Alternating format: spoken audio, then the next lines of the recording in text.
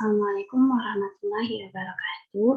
Puji dan syukur marilah kita panjatkan kehadirat Allah Subhanahu wa Ta'ala yang telah memberikan beribu-ribu nikmat kepada kita semua. Sebelum saya mulai presentasi hari ini, saya ucapkan terima kasih kepada Bapak dosen pengampu mata kuliah perkembangan kognitif anak yang telah memberikan waktu kepada saya untuk bisa mempresentasikan hasil diskusi paper ini. Pertama-tama, saya akan membawakan judul yang bernama Mengembangkan Kognitif Anak Melalui Kegiatan Mind Mapping. Sebelumnya, perkenalkan nama saya Nurul Hikmah dengan NIM 12121000060. Sebelum kita lanjut ke materi, di sini saya akan memperkenalkan apa sih itu Permendikbud pada anak usia dini. Jadi, Permendikbud pada anak usia dini ini dibagi pada dua nomor.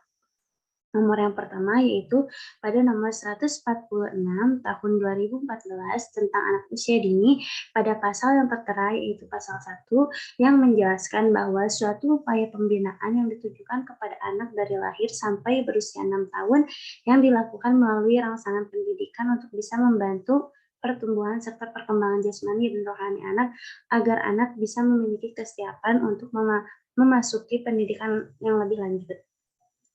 Yang kedua yaitu Permendikbud pada nomor 137 tahun 2014 pasal 7 ayat 1 dan 3 perkembangan yang harus dicapai oleh anak salah satunya adalah perkembangan kognitif karena kognitif merupakan salah satu aspek utama pada anak usia dini karena kognitif ini berhubungan dengan daya pikir serta intelijensi anak.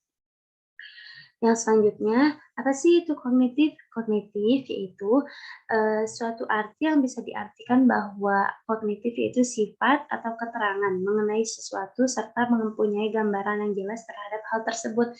Jadi, proses kegiatan mind mapping pada judul yang saya bawa ini akan lebih berperan jika guru tersebut ikut ambis atau ikut turun langsung kepada murid-murid dan bisa menilai langsung bagaimana anak tersebut dalam mengembangkan pola pikirnya dalam imajinasinya untuk mind mapping tersebut. Nah, selanjutnya, mind mapping. Mind mapping adalah kegiatan yang dapat memberikan kebebasan kepada siswa untuk berimajinasi, bercerita, murid-murid dapat merasa terbantu karena bisa menceritakan ceritanya serta berimajinasi melalui mind mapping. Sehingga metode dapat membantu anak dalam mengingat sebuah ide dan informasi, dapat meningkatkan kemampuan memori jangka panjang, meningkatkan jumlah pembendaharaan kata, cara yang menyenangkan, serta bisa meningkatkan motivasi untuk belajar dan memaksimalkan bekerja otak kiri serta otak kanan. Selanjutnya, tadi kan dijelasin ya pada penjelasan mind mapping itu ada apa aja sih metode-metodenya. Nah, di sini saya akan menjelaskan langkah ataupun metode yang bisa dilakukan sebelum kegiatan mind mapping itu dilakukan. Yang pertama yaitu ada memperkenalkan tema. Di sini guru-guru wajib sekali untuk bisa memperkenalkan tema kepada anak sebelum melakukan kegiatan mind mapping tersebut. Yang kedua, melakukan tanya jawab kepada anak tentang tema dan subtema. Kenapa sih tanya jawab itu penting? Karena di saat kita menjelaskan tentang tema kita kepada anak-anak dalam kegiatan mapping, di sana pada sesi tanya jawab kita bisa membuktikan bahwa sebenarnya anak-anak itu paham atau tidak dengan apa yang kita jelaskan. Yang ketiga, menjelaskan cara tentang kegiatan mapping seperti kayak bagaimana memulai awal kegiatan mapping tersebut. Yang keempat, memperkenalkan alat dan bahan yang akan digunakan pada kegiatan mind mapping. Jadi, kayak sebelum kita memulai kegiatan mind mapping itu, kita memperkenalkan dulu bahan-bahan apa saja yang kita miliki. Yang kelima, di sini anak mulai bisa melakukan kegiatannya dalam sendiri-sendiri ya, dalam berimajinasi dengan semua tema yang sudah kita jelaskan dan semua bahan-bahan yang telah kita sediakan. Jadi anak-anak bisa menyesuaikan karya warna, ukuran, urutan, dan menempel ukuran gambar lainnya tergantung pada imajinasi anak tersebut.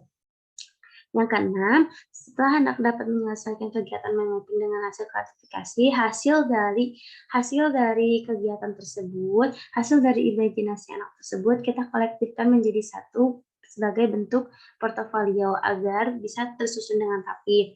Yang ketujuh, kita bisa bertanya atau tanya jawab ulang kepada anak dalam menyebutkan potongan gambar, warna-warna, serta ukuran-ukuran yang tadi kita sediakan. Jadi kayak misalnya tuh kita memiliki bentuk bintang.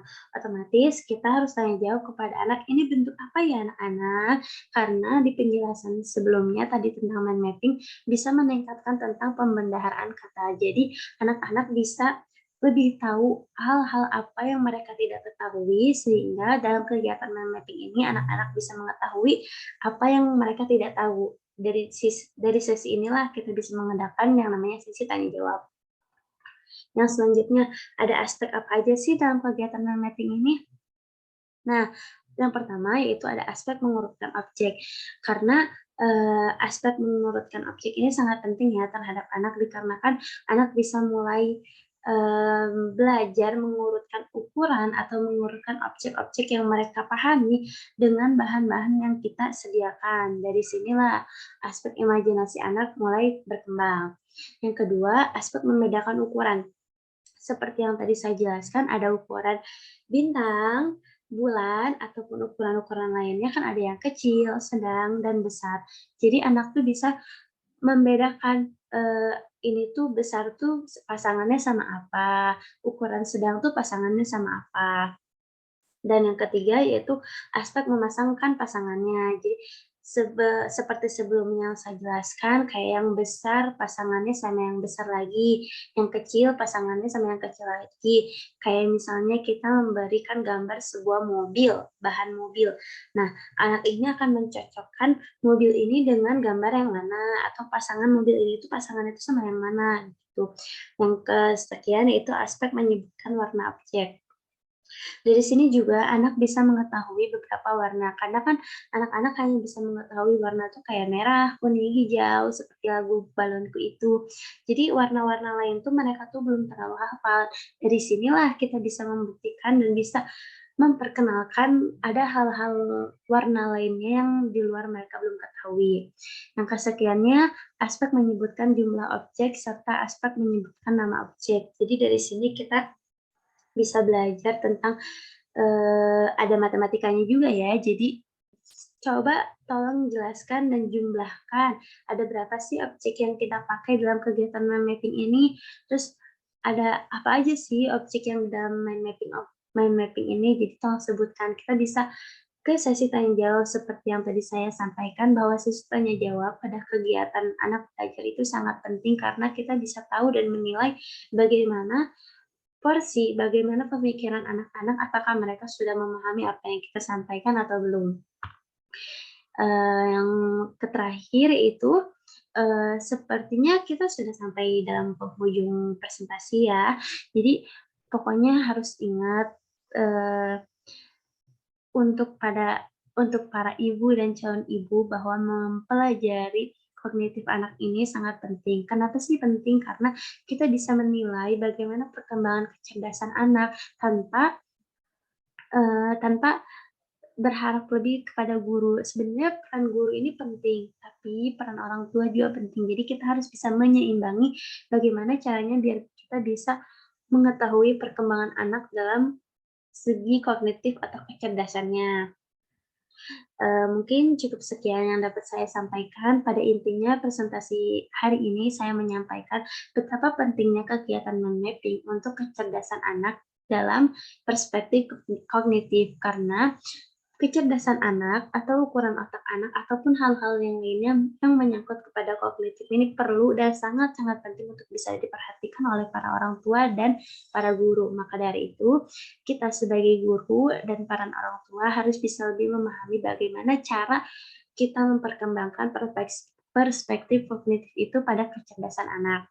Mungkin cukup sekian yang dapat saya sampaikan, kurang lebihnya saya mohon maaf. Wassalamualaikum warahmatullahi wabarakatuh.